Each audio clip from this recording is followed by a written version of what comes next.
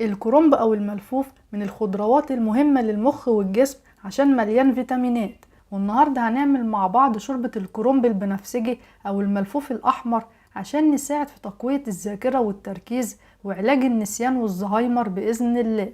بس يلا نعرف مع بعض 8 معلومات مهمة عن فوائد الكرنب أو الملفوف. الكرنب من الخضروات المهمة في تقوية الذاكرة والتركيز عشان في الكرنب مضادات أكسدة وفيتامين كي.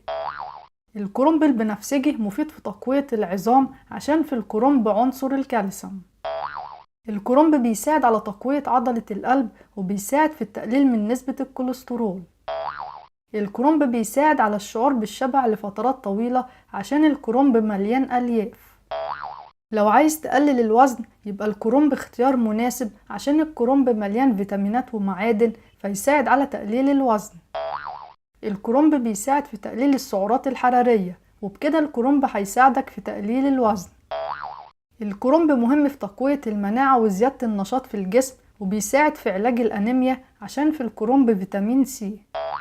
الكرنب من الخضروات اللي بتساعد في توسيع الأوردة الدموية فيقلل من الإصابة بالجلطات. وممكن ناكل الكرنب مع طبق السلطة أو نعمله شوربة. وبكده يبقى احنا عرفنا مع بعض 8 معلومات مهمة عن فوائد الكرنب البنفسجي أو الملفوف الأحمر. ويلا نعمل مع بعض شوربة الكرنب البنفسجي عشان نساعد على تقليل الوزن.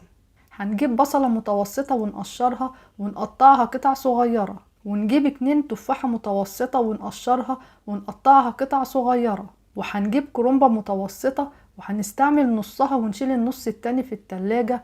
وبعد كده هشيل الورق الدبلان اللي موجود على الكرنبة، وبعد كده هغسل الكرنبة كويس، وبعد كده هقطع الكرنبة قطع صغيرة.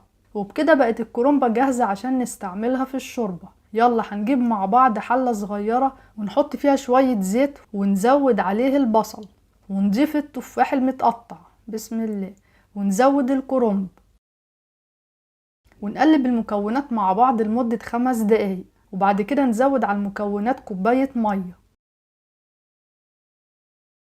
وبعد كده نزود على الكرنب شوية ملح وشوية كمون، وهنسيب المكونات على النار لحد ما تستوي وتقريبا هتاخد نص ساعة. وادي المية قلت في شوربة الكرنب وهنزود كوباية مية ونسيب المكونات على النار لمدة نص ساعة ونفضل نقلب كل شوية لحد لما نلاقي ورق الكرنب استوى. وده شكل شوربة الكرنب وبقت جاهزة، بس هنستنى تبرد شوية وارجع لكم تاني.